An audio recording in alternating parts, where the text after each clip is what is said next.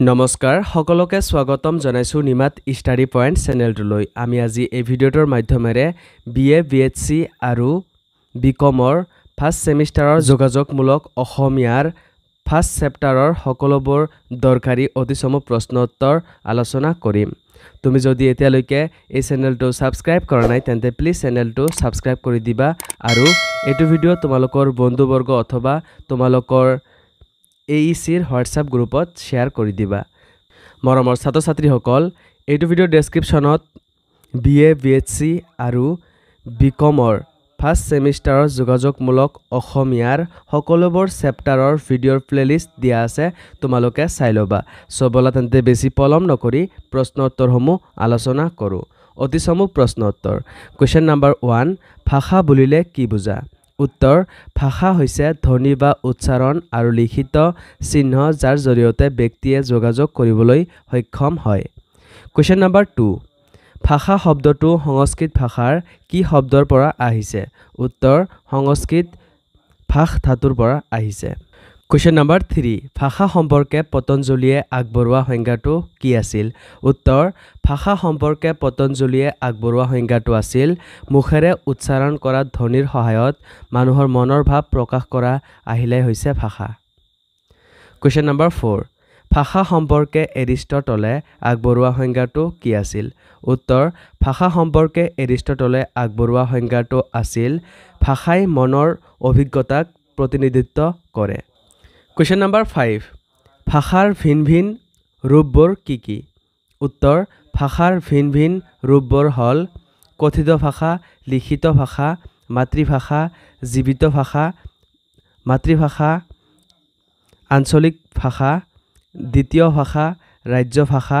ৰাষ্ট্ৰভাষা আন্তঃৰাষ্ট্ৰীয় ভাষা কৃত্ৰিম ভাষা মিশ্ৰিত ভাষা সাধু ভাষা উপভাষা গুপ্ত ভাষা বৰ্গ ভাষা আদি কোৱেশ্চন নম্বৰ 6 ভাষাৰ প্ৰধান কাৰ্য লিখা উত্তৰ ভাষাৰ প্ৰধান কাম হৈছে তথ্যমূলক অৰ্থাৎ এজন ব্যক্তিৰ পৰা আনজন ব্যক্তিলৈ তথ্য মৌখিক বা লিখিতভাৱে বিনিময় কৰা কোৱেশ্চন নম্বৰ 7 আমাৰ জীৱনত ভাষাৰ প্ৰাথমিক কাৰ্য কি উত্তৰ ভাষাৰ প্ৰাথমিক কাৰ্য হৈছে মানুহৰ ভাৱ ধাৰণা আৰু তথ্য আদান প্ৰদানত সহায় কৰাৰ লগতে বাহিৰৰ জগতখনৰ লগত সম্পৰ্ক ৰক্ষা কৰাত সহায় কৰা কোৱেশ্চন নম্বৰ 8 প্ৰথম ভাষা কি উত্তৰ প্ৰথম ভাষা হৈছে এটি শিশুৱে জীৱনত প্ৰথমবাৰৰ বাবে শিকা ভাষা কোৱেশ্চন নম্বৰ 9 কম বয়সত ভাষা শিকাৰ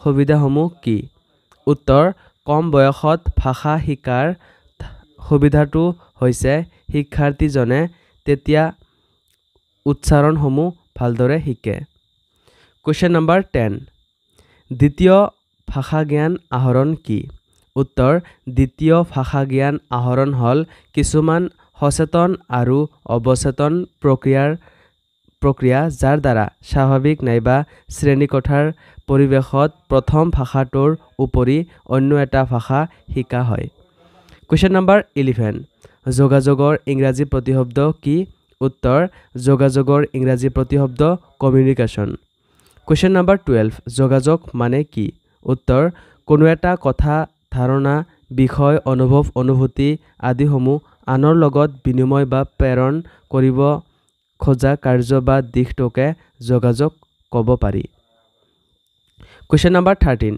যোগাযোগৰ সৈতে কোন দুটা বিষয় জড়িত হৈ থাকে উত্তৰ যোগাযোগৰ সৈতে জড়িত বিষয় দুটা হৈছে প্ৰেৰক আৰু গ্ৰাহক কোৱেশ্চন নম্বৰ 14 শব্দই সাধাৰণতে কি বুজায় উত্তৰ কোনো এটা শব্দই কোনো এটা বস্তু বা ভাৱ সম্পৰ্কে ধাৰণা উপজায় কোৱেশ্চন নম্বৰ 15 যোগাযোগ কলা গ্ৰন্থত শব্দৰ কি ভাগৰ কথা কৈছে উত্তৰ আমাৰ প্ৰত্যেকৰে নিজা নিজা শব্দ ভাণ্ডাৰ আছে এই শব্দ ভাণ্ডাৰক আমি দুভাগত ভাগ কৰি চাব পাৰোঁ সক্ৰিয় আৰু নিষ্ক্ৰিয় কোৱেশ্চন নম্বৰ 16 সক্ৰিয় শব্দ কি উত্তৰ যিবিলাক শব্দ সম্পৰ্কত আমাৰ সম্পূৰ্ণ জ্ঞান থাকে আৰু সেই কাৰণে দ্বিধাহীনভাৱে পূৰ্ণ আত্মবিশ্বাসেৰে আমি কথন আৰু লেখনত প্ৰয়োগ কৰোঁ সেইবিলাকেই আমাৰ বাবে সক্ৰিয় শব্দ।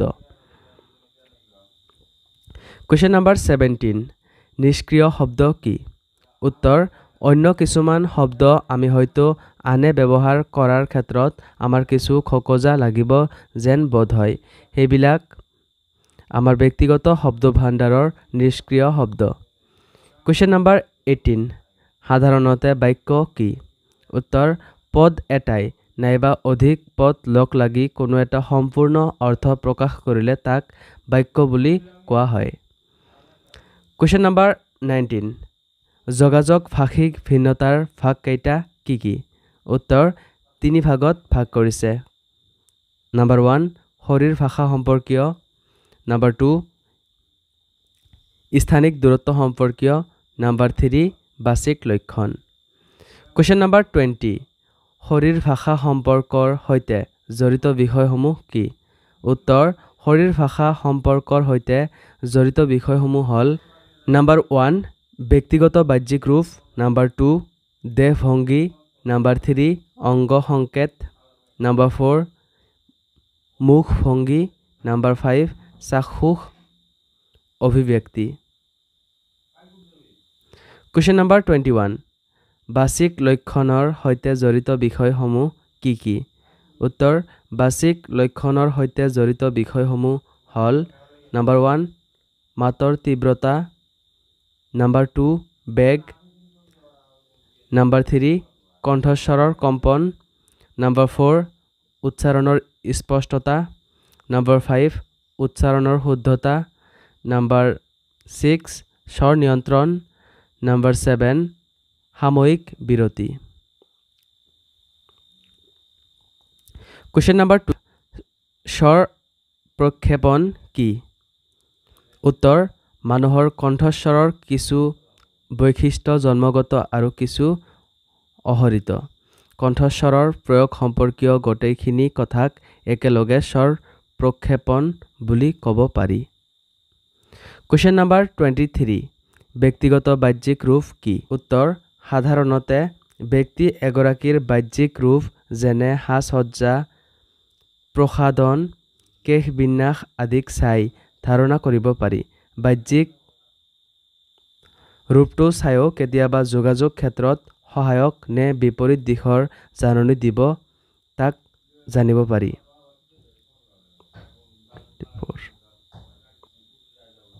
কুৱেশ্যন নম্বৰ 24 দেহভংগী যোগাযোগে কেনেদৰে প্ৰভাৱ পেলায়? উত্তৰ যোগাযোগ কাৰ্যত ভিন্ন দেহভংগীমাই বিশেষভাৱে কাৰ্য কৰা দেখা যায়। ব্যক্তি এগৰাকী থিয় হওঁতে বহোতে খোজ কাঢ়োতে প্ৰকাশ পোৱা ভংগীমাই যোগাযোগত প্ৰভাৱ পেলোৱা দেখা যায়। দেহভংগীত সময়ৰ কথাও জড়িত হৈ থকা দেখা যায়। কুৱেশ্যন নম্বৰ 25 অংগ সংকেত কি? উত্তৰ শৰীৰৰ অংগসমূহ ব্যৱহাৰ কৰিলে কিছুমান ভাল বেয়া দিশ উন্মোচিত হোৱা দেখা যায়। যোগাযোগত এগৰাকী ব্যক্তিয়ে যদি ভৰি নোচোৱাই থাকে, নখ কামুৰি থাকে, আঙুলি ফুটাই থাকে, এনেবোৰ কাৰ্যই হয়তো ব্যাঘাত জন্মাব পাৰে। কেতিয়াবা সময় পৰিস্থিতি সাপেক্ষেও বিভিন্ন হোৱা দেখা যায়। কুৱেশ্যন নম্বৰ 26 মুখ ভংগী কি?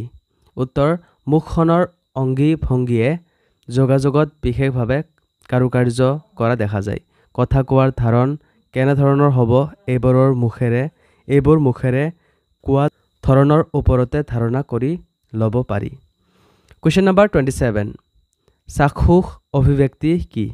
উত্তৰ যোগাযোগত বিশেষভাৱে চাক্ষুষ অভিব্যক্তিৰ দ্বাৰাও প্ৰভাৱ পৰা দেখা যায়। এগৰাকী ব্যক্তিয়ে কথা কওঁতে চকুৰ প্ৰাধান্য দেখা যায়। সেইদৰে কথা নক'লেও চকুৱে কিছু কিছু কথা প্ৰকাশ কৰা দেখা যায়। চকুৱে বিভিন্ন ধৰণৰ যোগাযোগত ব্যাঘাত ৰখাব পাৰে বা ভাল দিশো কঢ়িয়াই আনিব পাৰে। কুৱেশ্যন নম্বৰ 28 অসমীয়া ভাষাৰ আটাইতকৈ ডাঙৰ ভাষিক সমস্যাটো কি? উত্তৰ আখৰ জটনিৰ সমস্যা। কুৱেশ্যন নম্বৰ 29 স্বৰবৰ্ণ আৰু ব্যঞ্জন বৰ্ণ দুয়োটাৰে ভিতৰত অসমীয়া ভাষাৰ আখৰ জটনি আৰু উচ্চাৰণৰ সমস্যা কোনটোত বেছি জটিল উত্তৰ স্বৰবৰ্ণ আৰু ব্যঞ্জন বৰ্ণ দুয়োটাৰে ভিতৰত অসমীয়া ভাষাৰ আখৰ জটনি আৰু উচ্চাৰণৰ সমস্যা ব্যঞ্জন বৰ্ণত বেছি জটিল কোৱেশ্চন নম্বৰ 30 ধ্বনি কাক বোলে উত্তৰ ধ্বনি মানে শব্দ বা আৱাজ মানুহে মনৰ ভাৱ প্ৰকাশ কৰোতে উচ্চাৰণ কৰা আটাইতকৈ ক্ষুদ্ৰতম খণ্ডটোৱে হ'ল ধ্বনি কোৱেশ্চন নম্বৰ 31 মুখেৰে উচ্চাৰিত সকলোবোৰেই ধ্বনি নে উত্তৰ মুখেৰে উচ্চাৰিত সকলোবোৰেই ধ্বনি নহয় সুহুৰি এটা ধ্বনি নহয় কোৱেশ্চন নম্বৰ 32 ধ্বনি প্ৰধানত কেই প্ৰকাৰৰ উত্তৰ ধ্বনি প্ৰধানত দুই প্ৰকাৰৰ স্বৰধ্বনি আৰু ব্যঞ্জন ধ্বনি কোৱেশ্চন নম্বৰ 33 স্বৰধ্বনি আৰু ব্যঞ্জন ধ্বনি কি উত্তৰ যিবোৰ ধ্বনি উচ্চাৰণ কৰোতে হাওঁফাওঁৰ পৰা ওলাই অহা বায়ু প্ৰবাহক কতো বাধা দিয়া নহয় সেইবোৰেই স্বৰধ্বনি আৰু যিবোৰ ধ্বনি উচ্চাৰণত বায়ু প্ৰবাহক ডিঙি তালু দাঁত ওঠ আদি বিভিন্ন বাধা দিয়া হয় সেইবোৰক ব্যঞ্জন ধ্বনি বোলে কোৱেশ্চন নম্বৰ 34 ব্যঞ্জন ধ্বনি কি উত্তৰ যিবোৰ ধ্বনি উচ্চাৰণত বায়ু প্ৰবাহক ডিঙি তালু দাঁত ওঠ আদি বিভিন্ন বাধা দিয়া হয় সেইবোৰকে ব্যঞ্জন ধ্বনি বোলে কোৱেশ্চন নম্বৰ 35 অসমীয়া ভাষাৰ ব্যঞ্জন ধ্বনি কেইটা উত্তৰ 21টা কোৱেশ্চন নম্বৰ 36 অসমীয়া ভাষাৰ ব্যঞ্জন বৰ্ণৰ সংখ্যা কেইটা উত্তৰ 40টা কোৱেশ্চন নম্বৰ 37 অসমীয়া ভাষাৰ ধ্বনি আৰু আখৰৰ সংখ্যা সমান নে উত্তৰ অসমীয়া ভাষাৰ ধ্বনি আৰু আখৰৰ সংখ্যা সমান নহয় কোৱেশ্চন নম্বৰ 38 অসমীয়া ভাষাত ব্যঞ্জন বৰ্ণ আৰু আখৰৰ মাজত ভেদ আছে নে উত্তৰ অসমীয়া ভাষাত বৰ্ণ আৰু আখৰৰ মাজত ভেদ আছে কাৰণ ইয়াত দুকুৰি ব্যঞ্জন আখৰে মাত্ৰ একুৰি এটা বৰ্ণৰ প্ৰতিনিধিত্ব কৰে কোৱেশ্চন নম্বৰ 39 অসমীয়া ভাষাত দন্ত আৰু মূৰ্ধন্য ধ্বনি আছে নে উত্তৰ অসমীয়া ভাষাত দন্ত আৰু মূৰ্ধন্য ধ্বনি নাই কোৱেশ্চন নম্বৰ 40 উঙ ধ্বনি অসমীয়া ভাষাত শব্দৰ আৰম্ভণিতে ব্যৱহাৰ হয়নে উত্তৰ উঙ আৰম্ভণিতে ব্যৱহাৰ নহয় কোৱেশ্চন নম্বৰ 41 অৰ্ধস্বৰ কাক বোলে উত্তৰ অনাক্ষৰিক স্বৰধ্বনি যেনে অন্ত্যেষ্টিয় আৰু আব্ব